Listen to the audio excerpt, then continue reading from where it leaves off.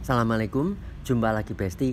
Kali ini kita pengen ngobrol, pengen cerita tentang bagaimana kalau kita ngamplas, pilih grid yang berapa saja, kemudian langkahnya seperti apa biar efisien kerjanya. Ini ada satu panel yang full dempulan, amplas yang kita siapkan dari grid 120, 240 dan 320. Masing-masing kita sobek amplasnya separuh dengan bentuk memanjang.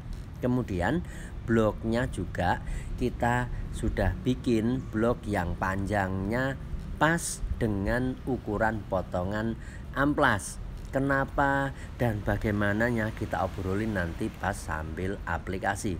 Jadi blok yang kita bikin ada satu sisi yang pakai mika, jadi dia keras. Kemudian ada satu sisi yang dia pakai karet. Ini pakai spon ati. Tujuannya apa? Nanti kita obrolin juga pas waktu acara ngamplas ya Besti.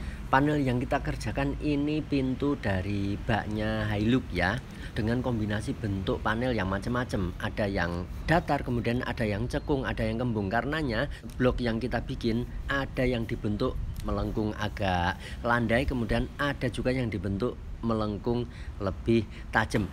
Yang lengkungannya lebih landai nanti akan enak dipakai untuk ngebentuk area yang cekungnya landai seperti di bagian bawah panel. Prakteknya kita obrolin nanti pas waktu aplikasi.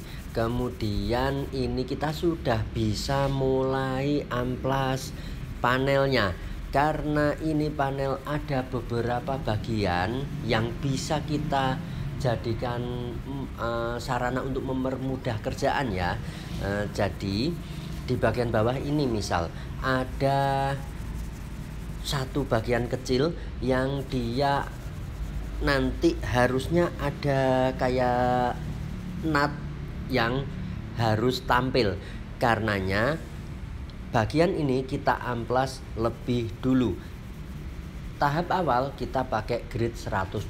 Kenapa? Karena kita butuh untuk cepet segera dapat ngegerus permukaan dempul dengan ideal. Jadi maksudnya ideal ya kita ngamplasnya cepet, ndak capek banget akhirnya. Juga nanti setelah kita amplas pakai grid 120, kita akan bisa lanjut dengan langsung grid 240. Jadi baretan amplas dari 120 kita perkirakan akan bisa kemakan dengan baret yang 240. Caranya bagaimana? Seperti yang teman-teman lihat, kita ngamplas 120-nya jangan over banget. Maksudnya over banget bagaimana? Usahakan misal panel ketika diamplas dengan grid 120 macam kayak yang ini, nanti hasil amplasannya cukup lempeng, sudah lempengnya gampangnya gitu, sudah cukup segitu aja ya. Nah setelah itu kalau memang diperkirakan sudah cukup lempeng, meskipun mungkin masih ada 1-2 bagian yang ya kurang rapi, tapi sudah stop di situ aja. Jangan sampai ngamplas 120-nya terlalu habis dempulnya. Kalau nanti terlalu habis, akhirnya sisa baretan amplas 120 akan kesulitan dimakan sama yang 240 dengan hasil panel tetap lempeng. Jadi gampangnya kalau kondisi permukaan panel yang setelah kita dempul dia punya ketinggian 20 cm misal, untuk bisa dapat lempeng dia harus digerus dulu sampai 5 cm misal. Nah kalau memang teman-teman ngamplas yang 120 ini dilihat, diraba, diperkirakan hasilnya sudah ada di level 15 cm, sudah berhenti. Meskipun hasil amplasan yang di level 15 cm ini belum benar-benar lempeng seperti yang seharusnya, karena nanti target akhir misal permukaan panel harus ada di ketinggian hanya 10 cm. Nah ibarat dari 10 cm yang harus dihabiskan, yang 5 cm biar tugasnya si amplas 120. Nanti setelah amplas 120 yang sisa masih ada 5 cm, nanti biar tugasnya 240 dan 320. Nah, gampangnya ketika teman-teman ngamplas pakai grid 120 seperti yang sedang dilihat kali ini, nanti ketika panel sudah cukup lempeng, sudah ada di level 15 cm misal, dia pasti ada sisa baret yang dalamnya mungkin tembus sampai di kedalaman ya 14 atau 13 cm gampangnya. Jadi secara umum panelnya sudah lempeng, tapi masih ada sisa baret dari 120 yang kalau di mikroskop misal, nah itu masih ada kayak sungai-sungai baret-baretan yang lebih dalam yang dia ada di level sekitaran tembus sampai 14 cm gampangnya gitu. Nah, jadi 120-nya cukup macam kayak begini aja seperti yang teman-teman lihat kali ini misal. Meskipun ini belum benar-benar lempeng yang layak untuk kita lanjut nembak epoksi misal, enggak apa-apa. Karena kalau misal ngamplas 120-nya dibikin sampai benar-benar lempeng hingga ada di level ketinggian 10 cm yang dia sudah siap untuk ditembak epoksi misal ya, nanti bakal ada sisa baret amplas yang tidak bisa ditutup sama epoksi. Karenanya teman-teman harus pahami bagaimana memanage amplas yang dipilih. Grid yang ini cukup sampai segini aja kita makainya. Yang berikutnya misal habis kita amplas pakai 120, kita akan lanjut dihaluskan lagi, ngilangin baret-baret sisa dari 120 dengan 240. Jadi ya kurang lebih logikanya macam kayak begitu. Nanti setelah grid 240 panel akan jadi sudah lebih lempeng lagi. Kemudian teman-teman bisa hilangin baret dari 240 dengan pakai amplas yang 320.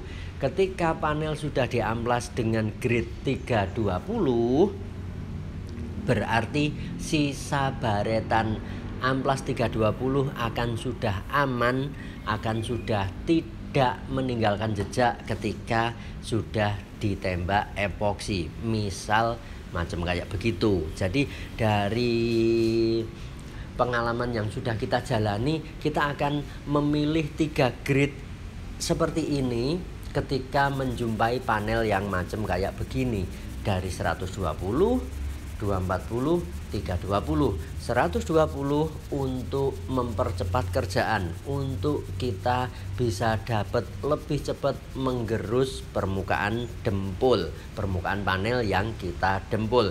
Kemudian setelah panel cukup lempeng dengan grid 120, dempulnya sudah kegerus kan, kalau kita dempul tetap ndak bisa langsung halus banget, pasti ada sisa pelamiran atau sisa tarikan dempul yang dia ada naik turun sedikit-sedikit. Nah, ini tugasnya 120 untuk bikin jadi lebih rata. Setelah 120, baretan amplas yang 120 kita habiskan pakai 240. Setelah dikasih 240, panel akan jadi cukup lempeng ideal. Tapi baret 240 masih resiko kalau langsung ditimpa epoksi. Jadi masih ada resiko nanti baretan sisa 240 akan masih terlihat. Karenanya kita butuh pindah grid ke 320 untuk bikin hasil amplasan baretan atau sisa baret amplasannya akan ketutup dengan optimal oleh epoksi. Oke, itu ngobrol tentang pemilihan amplas, gridnya berapa-berapa seperti itu ya Besti, logikanya. Kemudian cara mainnya seperti itu. Sekarang ngobrol ke teknis ngamplasnya. Untuk ngamplas biar panelnya lempeng, maksudnya cepet dapet lempeng, nggak banyak ngulang-ngulang kerjaan, harus pakai mode ngiris tempe geraknya. Bukan ngiris tahu. Kalau tahu biasanya bentuknya kotak-kotak, kecuali tahu bulet ya. Nah, kalau tempe rata-rata bentuknya apa iki jajaran genjang ya, kotak tapi ada miringnya. Jadi kita ngamplasnya geraknya nyilang. Bisa dibayangkan geraknya kayak huruf X, kayak kita nggambar atau nulis huruf X. Jadi satu kali jalan seperti yang teman-teman lihat. Dari tadi kita ngamplasnya nggak pernah kalau naik turun gitu, nggak pernah naik turunnya lurus, tapi tetap ada miring-miringnya. Kemudian kalaupun gerak ke sampingnya juga nggak ada yang lurus ke kanan dan ke kiri, tetap harus ada sedikit naik turunnya. Jadi ke kanan dan ke kirinya tetap ada bau-bau agak miring, entah agak naik dikit atau agak turun dikit. Jadi kalau dibayangkan pola gerak ngamplas kita seperti huruf X, jadi saling bersilangan antara waktu kita ngamplas panel dari sisi kiri ke kanan. Misal kita tetap geraknya meskipun dari kiri menuju kanan, geraknya tetap model miring seperti kita bikin huruf X. Kemudian pas balik dari kanan ke kiri, begitupun juga kita arahnya tetap tidak boleh hanya ke kiri dan ke kanan atau hanya naik turun lurus aja, tapi tetap harus ada miringnya. Kenapa?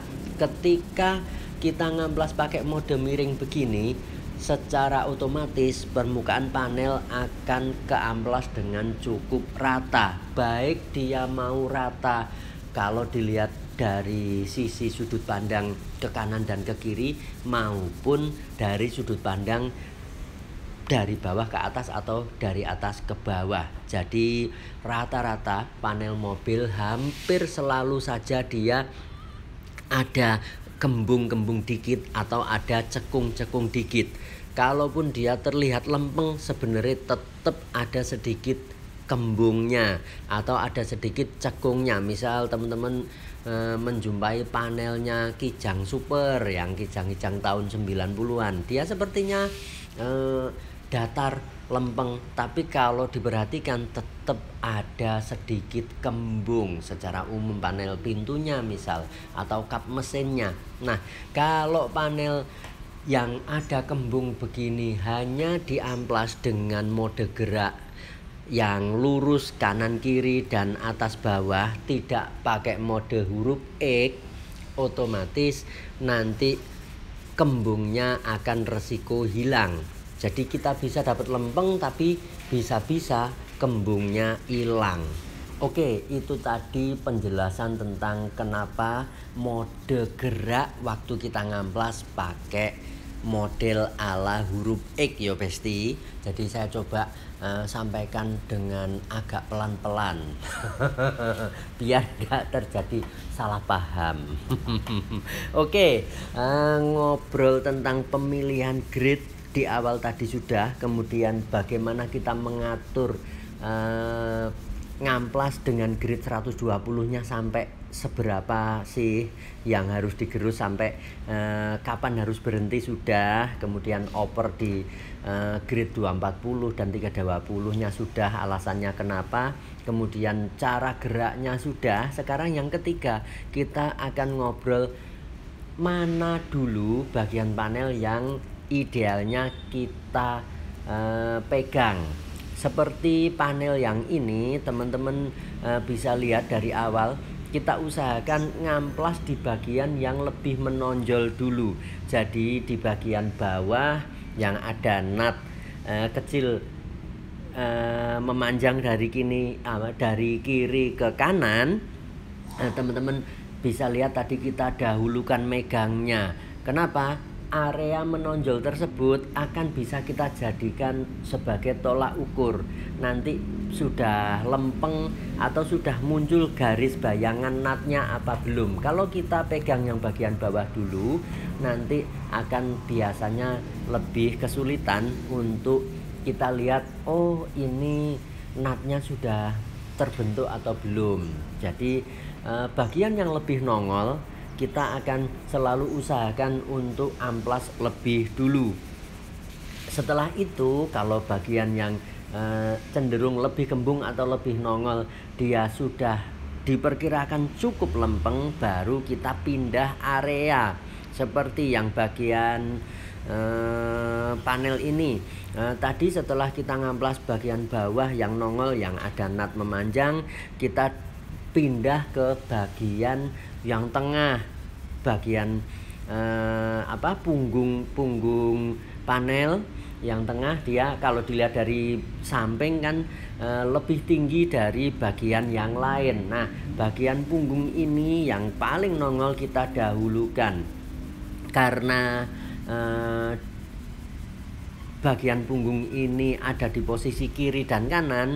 Jadi tadi kita ngamplasnya juga kita dahulukan salah satunya kiri kanan. Setelah diperkirakan kiri kanan tersebut dilihat dari samping sudah kelihatan cukup lempeng, berarti kita bisa pindah ke bagian di sekelilingnya yang dia posisinya lebih rendah dari punggung atau dari area panel paling tinggi tersebut. Dengan begini nanti akan lebih mudah kita mendeteksi apakah amplasan kita ada yang over ataukah atau kehabisan maksudnya, kemudian ataukah masih kurang. Dan kalau cara ngamplasnya benar pakai mode gerak yang model huruf X, ketika kita hati-hati, maksudnya dalam setiap step, setiap proses ngamplas yang kita jalani bentar-bentar dicek, idealnya nanti nut yang ada di permukaan panel akan terbentuk dengan sendirinya. Ketika kita ngamplasnya yang bagian tinggi dulu, setelah itu diikuti dengan di sekeliling bagian yang paling tinggi tersebut yang lebih rendah tentunya. Setelah diamplas, otomatis begitu yang rendah diamplas nanti akan membentuk nut dengan sendirinya. Kalau memang diperkirakan oh nutnya masih kurang lempeng, kalau memang nutnya model bentuk garis lurus kenceng kayak yang di bagian bawah panel yang ini, kita bisa bantu dengan masking atau solasi atau kertas lem. Jadi begitu kita ngamplas, ujung kertas lem akan bisa dijadikan sebagai tanda untuk melihat apakah amplasan kita kebablasan hingga bentuk nut tidak lurus atau tidak. Selama kita ngamplasnya dikontrol di ujung bibiran masking atau kertas lem yang kita tempel, biasanya otomatis akan ikut lurus dengan sendirinya hasil amplasannya. Kalaupun misal dicek ada yang sedikit, ternyata ada yang belok dikit lah, kurang lurus lah, ya di area tersebut kita ulang. Kemudian kalau ngomong apakah permukaan panelnya sudah tidak bergelombang, nah teman-teman bisa manfaatkan sensor paling canggih sedunia. Bisa pakai sensor diraba dengan telapak tangan yo. Kita akan bisa merasakan kalau memang permukaan panel masih ada gelombang-gelombang atau gerinjul iki apa. Pokoknya intinya ada yang bergelombang, biasanya sensor di telapak tangan kita akan mengirim pesan ke otak, oh ini kurang lempeng, ini masih ada belok-beloknya, ini masih ada kurang lempengnya. Bagaimana kita bisa istilahnya secara tepat mengidentifikasi atau menandai bahwa ini kurang lempeng? Tentunya dengan melatih feeling dengan banyak berlatih dengan jam terbang yang cukup tinggi. Jadi kalau misal di awal masih belum bisa ngerasain, ya udah enggak apa-apa. Yang penting latihan terus. Karena di body repair ini rata-rata teknis aplikasinya tetap berurusan dengan feeling. Waktu kita ngamplas, waktu kita ngedempul, tetap ada unsur feeling. Kemudian waktu kita nembak cat, secara teori mudah ngomongnya, tapi tetap prakteknya lebih sulit. Kenapa? Karena butuh jam terbang. Jam terbang alias muscle memory, alias kebiasaan yang terbentuk dengan proses mengulang-ulang kegiatan yang sama. Ini kalau tidak dilatih, kalau tidak dipaksa, ya bakal tetap tidak bisa. Jadi teori yang coba kita sampaikan lewat video-video begini sebenarnya hanya untuk mempermudah teman-teman, untuk mempermudah yang teman-teman mungkin masih ada bingung mengidentifikasi di mana sih saya salahnya, di mana sih saya masih kurangnya, kenapa kerjanya tidak efisien, harus banyak ngulang-ngulang. Nah, kita coba sharing, berbagi cerita. Kita dulu juga ada di posisi tersebut, makanya coba kita ceritakan, siapa tahu ada guna dan manfaatnya. Jadi teman-teman proses belajarnya akan lebih cepat. Kenapa? Sekali lagi karena akan lebih mudah mengidentifikasi, menemukan di mana salahnya, di mana kurangnya. Jadi bisa lebih cepat untuk memperbaiki kesalahan tersebut. Kalau dicari-cari sendiri biasanya akan lebih butuh banyak waktu. Oke. Kemudian aku tak nyuruput wae Kang kowesel utekku. Ngoceh karo mikir suwi ngene iki Besti. Oke, lanjut. Kalau tadi kita sudah ngamplas di bagian yang utama, bagian yang istilahnya lebar-lebar, setelah beres ya kita akan ngurus bagian-bagian yang nyelempit iki apa ya. Pokoknya bagian yang intinya kecil-kecil seperti lubang area handle yang barusan teman-teman lihat. Nah, bagian-bagian tersebut kalau memang yang utama sudah beres, kita akan haluskan amplas dengan grade 120 dulu, kemudian lanjut 240 dan 320 di akhir seperti penjelasan di awal.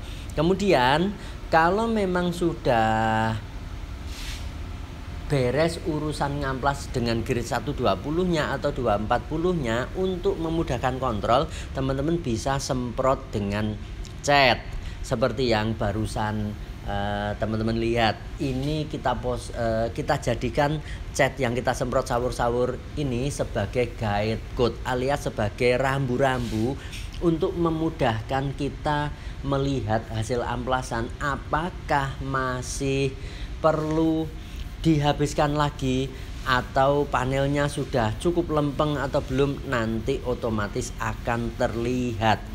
Jadi ketika sudah ada guide code begini, sisa baret amplas dari yang grade sebelumnya misal 120 akan mudah terlihat. Kalau memang kita ngamplas pakai grade yang 20, jadi yang tahap sekarang kita sudah pindah ke grade 240 ya Besti. Kalau memang sisa baretan dari 120-nya belum kegerus dengan optimal, dengan ideal, nanti akan terlihat baret yang warnanya hitam, yang itu keisi sama cat yang kita sawur-sawur tadi. Jadi itu fungsinya guide code. Sebenarnya ada sih guide code yang beneran pakai dioles gitu, berupa bubuk, tapi harganya bikin sesek napas.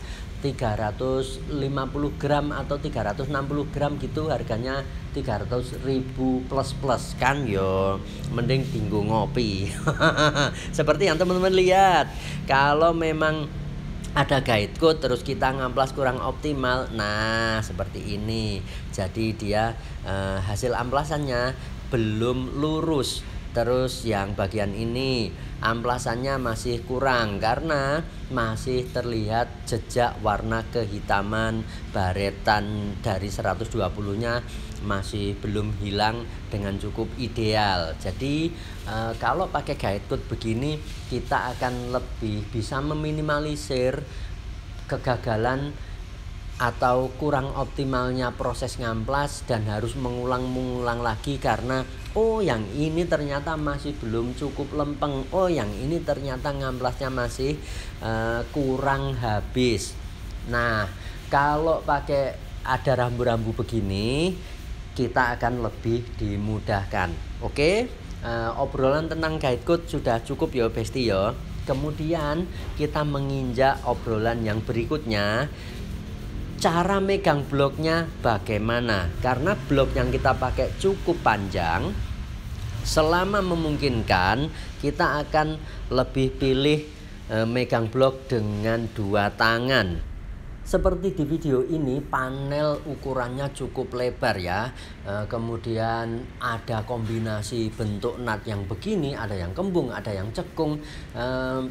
Kita butuh blok yang cukup panjang hingga akhirnya kita bikin blok seukuran panjang amplas. Ya kira-kira berapa ya? Entah 30 atau bahkan mungkin 35 cm. Dengan blok yang sepanjang ini, kalau kita megangnya hanya pakai satu tangan, misal di tengah saja, otomatis ujung-ujung blok bagian kanan yang atau kiri pun akan kurang maksimal nempel di permukaan panel. Begitu ujung blok yang kita pegang dengan satu tangan tidak nempel maksimal ke permukaan panel, otomatis nanti yang jadi pusat tekanan, pusat kita ngasih power waktu tangan ngamplas kan tetap ada proses neken. Nah, yang paling banyak menerima tekanan hanya di tengah blok saja. Ketika panelnya lebar, ini akan jadi masalah, yaitu blok akan hanya terfokus di tengah saja gerusnya. Ini jadi sumber hasil amplasan kurang lempeng.